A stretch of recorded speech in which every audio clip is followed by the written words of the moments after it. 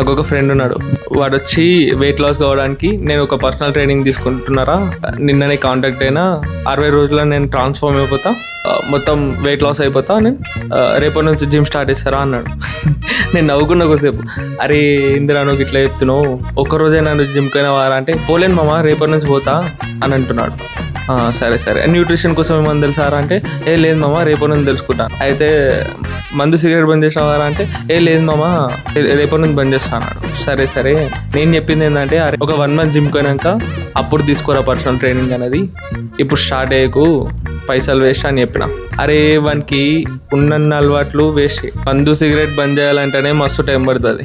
జిమ్కి 2 రోజులు పోతేనే బిగినర్స్ ఒక్కడు జిమ్ ముఖం చూడనే చూడాడు. అలాంటిది వాడు అంత నమ్మకంతో ఎట్లా చెప్పినో నాకు అర్థం కాలేదు. మళ్ళీ ఇప్పుడు పర్సనల్ ట్రైనింగ్ తీసుకుంటున్నా అంటే అది కూడా లేదు, జిమ్ ముఖం లేదు, ఏం లేదు. ఎందుకు వదలవరా అంటే టైం లేదు మామ అంటున్నాడు. ఇక వానికి ఏం చెప్పాలి చెప్పురు.